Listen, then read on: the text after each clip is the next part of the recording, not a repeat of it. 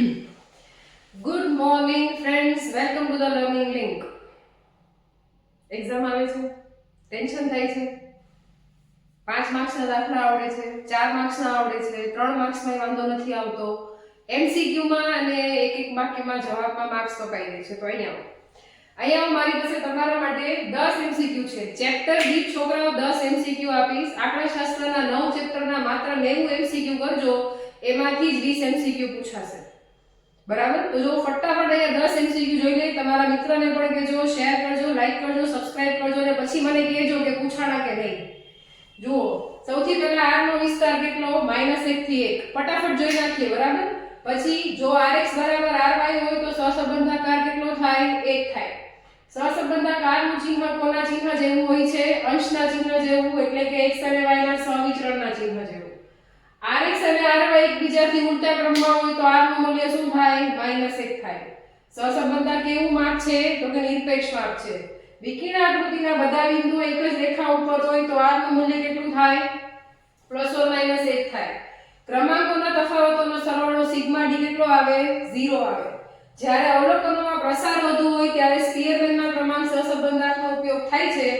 બે ચલ વચ્ચે ભ્રામક સહસંબંધ ક્યારે કહેવાય? જ્યારે બંને ચલ નિરપેક્ષ હોય ત્યારે સહસંબંધાંક ભ્રામક છે એમ કહેવાય. અને CF માં કયું પદ ઉમેરવામાં આવે? m નો ઘન - m/12. છોકરાઓ છેક સુધી સાથે રહેજો. ક્યાં જાવ છો? અહીંયા આવો. હજી નિયત સંબંધના જોવાના બાકી છે. ચલો, નિયત સંબંધના 10 એમસીક્યુ તમારી સામે છે. આ 10 એમસીક્યુ જ કરવાના.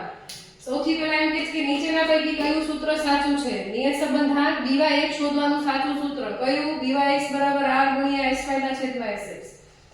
પછી એવું પૂછે કે નિયત સંબંધ રેખા હંમેશા ક્યાંથી પસાર થાય? તો જવાબ છે એના મધ્યકો x બાર y બાર માંથી. y ની x પરની નિયત સંબંધ રેખામાં ત્રુટિ e એટલે શું થાય? e બરાબર શું થાય છોકરાઓ? આપણને ખબર છે, y - y cap. બે ચલ વચ્ચેના નિયત સંબંધના અભ્યાસમાં નિશ્ચાયકતાનો આંક એટલે શું થાય? r² શબ્દમાં લખાય સહસંબંધાંકનો વર્ગ. નિયત સંબંધ રેખા મેળવવાની શ્રેષ્ઠ રીતનું નામ કયું છે? જવાબ છે ન્યૂનતમ વર્ગોની રીત. પછી જો આવો પ્રશ્ન પૂછે 2x + 3y - 50 = 0, તો y ની x પરની રેખા હોય તો byx નું મૂલ્ય શું થાય? -2/3. સાબિત કરીએ. 50 ને આ બાજુ મોકલો +50, 2x ને આ બાજુ મોકલો -2x. હવે 3 ને ભાગાકારમાં મોકલો એટલે 50/3 ને -2/3. x ના સહગુણકમાં આવશે -2/3 એટલે આ થશે એનો જવાબ. પછી y ની x પરની રેખામાં y કે બરાબર 30 - 1.5x. જ્યાં x બાર ની કિંમત 10 તો y બાર શું થાય? મૂંઝાવાનું નહીં. અહીંયા x બાર ની કિંમત 10 મૂકી દો. 1.5 * 10 એટલે 15. 30 માંથી 15 જાય તો y બાર ની કિંમત કેટલી થાય? 15. એના પછીનો પ્રશ્ન આપણને પૂછે છે કે u બરાબર આ રીતે હોય, v બરાબર આમ આપ્યું હોય અને dyx બરાબર 7.5. મોસ્ટ આઈએમપી પ્રશ્ન છે. બરાબર? આ પૂછી એટલા માટે નાખ્યું તમે સમજાવવા માટે થઈને. તમને આ સૂત્ર આવડવું જોઈએ. dyx બરાબર dvu ગુણ્યા cy/cs. આ રીતે ફોર્મ્યુલા આપણને આવડવી જોઈએ. હવે જુઓ, આમાં કિંમત મૂકો. dyx એટલે કેટલા છે? 7.5 બરાબર dvu ને એમ રાખો. જુઓ, આને છે ને cy કહેવાય, આને cy કહેવાય અને આને cx કહેવાય. સમજાણું? હવે 7.5 ગુણ્યા 10 એટલે કેટલા થાય? 75 થાય. 75 ના છેદમાં 2 મોકલી દો એટલે જવાબ આવશે 37.5. રેડી? ચલો, નેક્સ્ટ આવે છે. જો r બરાબર 0.8 હોય તો કેટલા ટકા ચલન નિયત સંબંધ મોડેલ પરથી જાણી શકાય? જવાબ છે 64%. કરવાનું શું? 0.8 નો સ્ક્વેર કરવાનો એટલે થાય 0.64 એને ગુણ્યા 100 એટલે 64% ચલન જાણી શકાય છે. નિયત સંબંધ રેખાનો શાબ્દિક અર્થ શું થાય? આ ઇન્ડિકેશન છે. શાબ્દિક અર્થ થાય પ્રતિગમન. જતા નહીં, ચેપ્ટર 3 બાકી છે. ચલો, આ આવી ગયું છે ચોથું ચેપ્ટર, સામાયિક શ્રેણી. માત્ર 10 જ એમસીક્યુ. રોજ તમને 3 ચેપ્ટરના 30 એમસીક્યુ મળશે. 3 દિવસે 90 એમસીક્યુ પૂરા. એટલે આટલા જ 90 એમસીક્યુ આપણે કરવાના છે ને ભૂકા કાઢ નાખવાના. 20 માંથી 20 માર્ક્સ પૂરા. ચલો, હવે આવે છે સામાયિક શ્રેણી ચેપ્ટર 4. મોસમી ઘટકને લીધે સામાયિક ચલમાં કયા પ્રકારના ફેરફાર થાય છે? જવાબ છે નિયમિત. સામાયિક શ્રેણીનો નિરપેક્ષ ચલ t, નિરપેક્ષ ચલ t, સાપેક્ષ ચલ yt.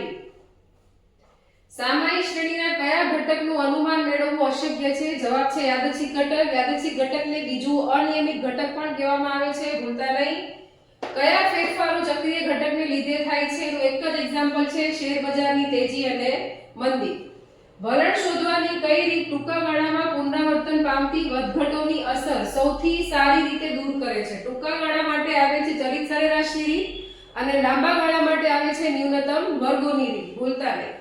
સામાયિક શ્રેણીનું યોગનીય મોડેલ YT બરાબર TT ST CT RT.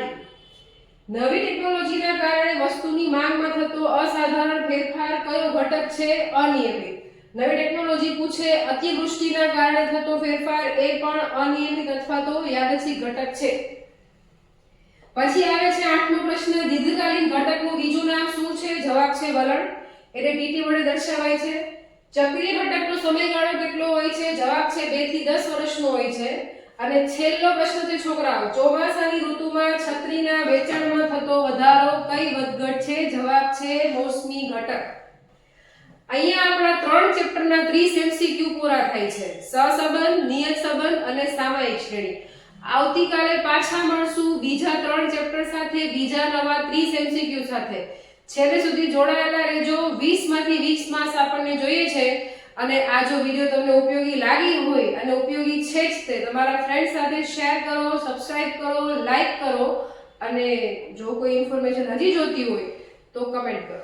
Thank you.